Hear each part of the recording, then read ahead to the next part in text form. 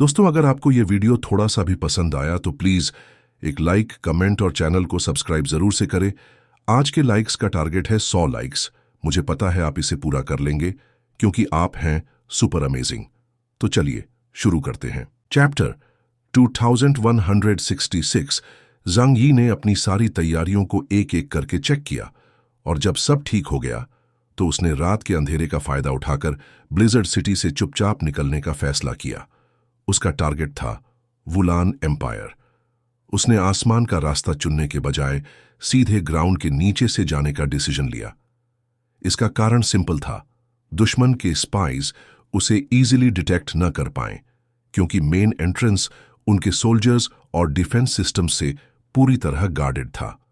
काली रात में जांग यी ने अपने बॉडी पर एक ब्लैक नाइट वेल ओढ़ रखा था और सैटेलाइट से मिले डेटा के बेसिस पर वुलान एम्पायर की लोकेशन की तरफ बढ़ रहा था। जब वह उस जोन के ऊपर पहुंचा तो उसने गहरी सांसें लीं। भले ही उसने बहुत प्रेपरेशन कर रखी थी, लेकिन पहली बार किसी ऐसे पावरफुल और अननोन सिविलाइजेशन में घुसना जो उसे क्लियरली अपना दुश्मन मानता है, उसका हार्ट रेट थोड़ा फास्ट कर गया। उसे खुद पर हल्की हंसी आई क्योंकि रियलिटी तो ये थी, अगर वुलान एम्पायर के लोग जानते कि उनके सामने कौन आने वाला है और उसके पास क्या क्या चीजें हैं, तो डर तो पूरे एम्पायर को लगना चाहिए था। चलो, वर्स्ट केस में भाग तो सकता हूं, उसने खुद से कहा और फिर स्पेस टेलीपोर्टेशन स्किल एक्टिवेट करके धरती के अंदर गहराई में मूव करने लगा। वुलान एम्पायर धरती के नीचे लगभग 20,000 मीटर गहराई में बसा हुआ था। यह एक 3D स्ट्रक्चर्ड किंगडम था जिसमें करीब 2,700 लोग रहते थे। क्योंकि ये लोग सेंचुरीज से अंडरग्राउंड वर्ल्ड में रह रहे थे, उनकी सिक्योरिटी सिस्टम बहुत एडवांस थी। किसी आउटसाइडर को अंदर घुसने के लिए सबसे पहले स्काई आई सर्वेलेंस सिस्टम को बाईपास करना पड़ता। यह सिस्टम पूरे वुलन एम्पायर को कवर करता था, आसमान से लेकर जमीन तक, जैसे एक जायंट एगशेल। इसके अलावा एम्पायर के अंदर हर जगह काउंटलेस कैमरास और स्कैनर्स लगे हुए थे जिससे कोई भी ब्लाइंड स्पॉट नहीं था। जांग यी कई बार पोजीशन एडजस्ट करते हुए ब्लैक नाइट वेल की मदद से आगे बढ़ता रहा। फिर अचानक उसकी आंखों के सामने रोशनी फैली। वह अब एक विशाल अंडरग्राउंड केव में खड़ा था।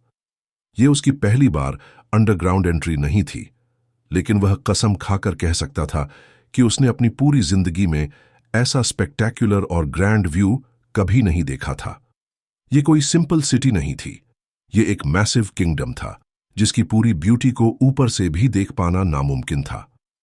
वुलान एम्पायर 3 वर्टिकल लेयर्स में डिवाइडेड था। हर लेयर में अलग अलग क्लासेस के लिजर्डमैन रहते थे। हॉरिजॉन्टल प्लेन पर इसे 5 बड़े जोन्स में बांटा गया था। रॉयल पैलेस बीच में था और उसके चारों डायरेक्शंस में 4 ह्यूज सिटीज थीं जिनमें मिलिट्री फोर्सेस स्टेशन थीं। जांग यी ऊंचाई से सब देख रहा था। नाइट होने के बावजूद पूरा एम्पायर ब्राइट लाइट से ग्लोइंग था। आसमान में कई फ्लाइंग शिप्स तेजी से मूव कर रही थीं। कंस्ट्रक्शन साइट्स पर मैकेनिकल लाइफ फॉर्म्स काम कर रहे थे और दूर के एरियाज में माइंस थीं जहां giant creatures, dragon cat species के रिलेटिव्स डिगिंग कर रहे थे। उनकी क्लॉज और टीथ इतने शार्प थे कि बड़े मशीन से भी ज्यादा इफेक्टिव थे। इतने बड़े एम्पायर को देखकर जांग यी को ऐसा फील हुआ जैसे वो पूरी तरह एक्सपोज्ड हो गया है। उसने जल्दी से अपनी आर्मर में ऑक्सीजन सप्लाई बढ़ाई और डीप ब्रेथ्स लेकर खुद को काल्म किया।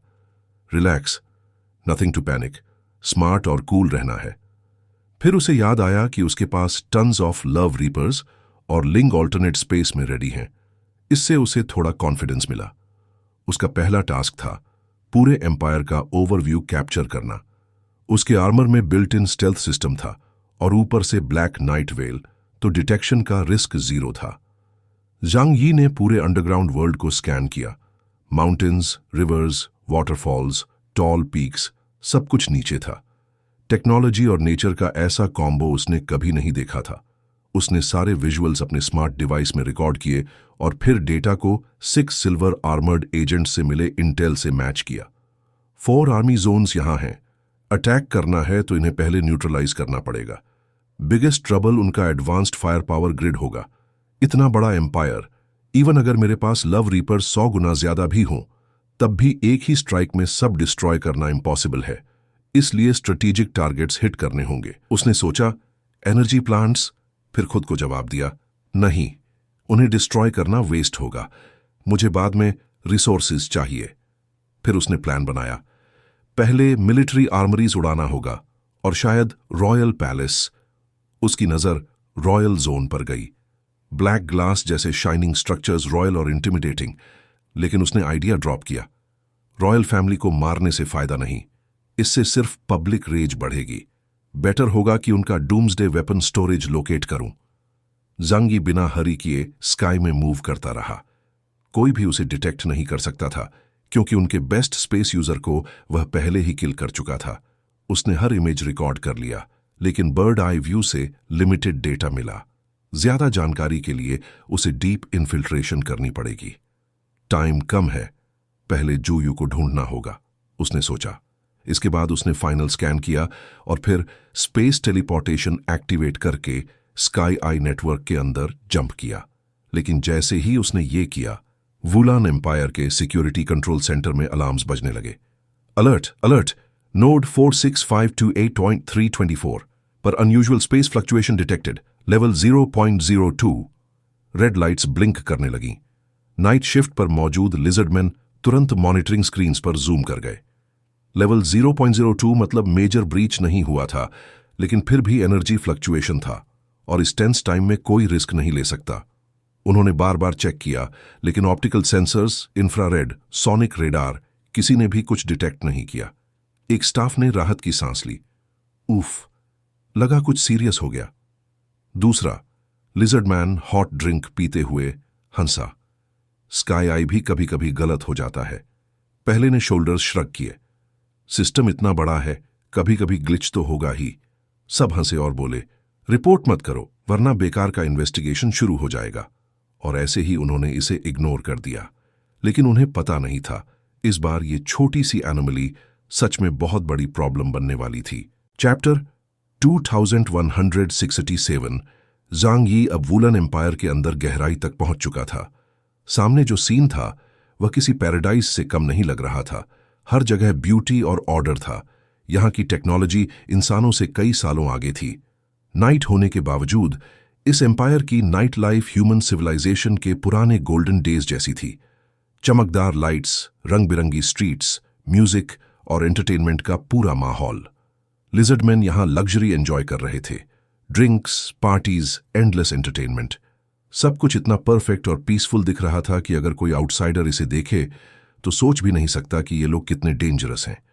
अगर ज़ांग यी को ये नहीं पता होता कि यही लोग हुआक्सू नेशन को हार्म करने वाले थे और उसी के लिए उसका असैसिनेशन अटेम्प्ट किया गया था, तो शायद वह खुद हेजिटेट करता कि इस जगह को डिस्ट्रॉय करे या नहीं।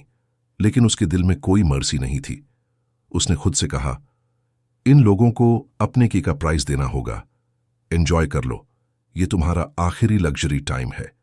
फिर उसने एक और थॉट क्लियर किया, लेकिन ये ब्यूटीफुल लैंड और यहाँ की हर यूजफुल चीज मैं बाद में अपने कंट्रोल में लूंगा। इस समय ज़ांग यी पूरी तरह एब्सोल्यूट स्टेल्थ मोड में था। जब तक वह खुद कोई नोटिसेबल एक्शन नहीं करेगा, कोई क्रीचर या सिस्टम उसे डिटेक्ट नहीं कर सकता था। वह यहाँ घूमने या मजा लेने नहीं आया था। वह जल्दी से आइसोलेटेड जोन्स में गया और वहां एक खास फ्रेग्रेंस, परफ्यूम छोड़ी। क्यों? ताकि वह जूयू से कांटेक्ट कर सके।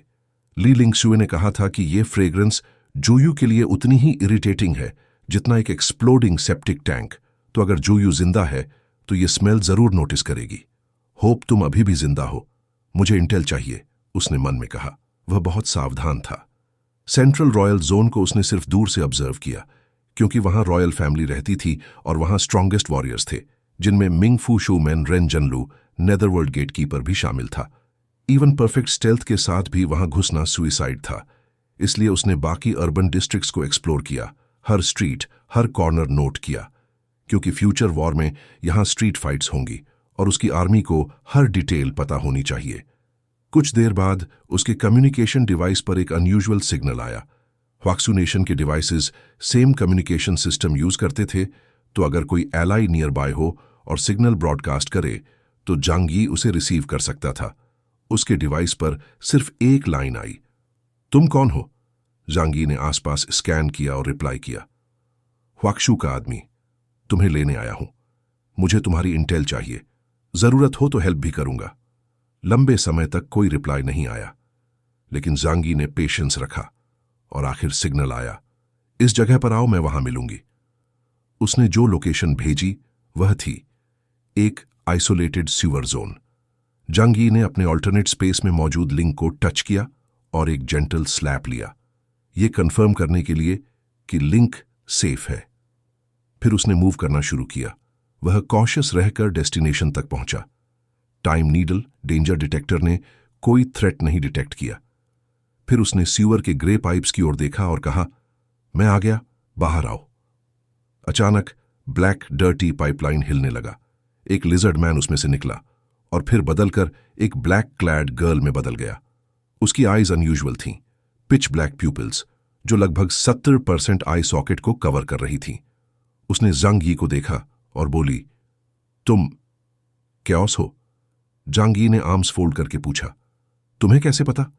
उसने काल्मली आंसर किया, क्योंकि तुम्हारे अलावा कोई यहां आने की हिम्मत नहीं करेगा। जांग यी ने नोटिस किया, उसकी वॉइस वीक थी, लिप्स पेल और ब्रेथ भी अनस्टेबल। उसने पूछा, तुम इंजर्ड हो? जू यू ने हेड डाउन किया, शर्मिंदा सी लगी। हां, मैंने उन्हें अंडर एस्टिमेट किया। यहां के फाइटर्स बहुत स्ट्रांग हैं। मैं सरवाइव करने के लिए बेयरली एस्केप कर पाई। जांग यी कुछ सेकंड साइलेंट रहा, क्योंकि ट्रूथ ये था, अगर वह खुद बिना लिंक के आया होता तो शायद उसका भी यही हाल होता। उसने मन में कर्स किया, ये लड़की सच में जान देने पर तुली थी। फिर उसने पूछा, तुमने हीलिंग मेड्स नहीं लाई? जू यू ने इनोसेंट आईज से उसकी ओर देखा और हेड शेक कर दिया। नहीं, सोच ही नहीं पाई। जांग यी ने फिर पूछा, फूड तो लाया था?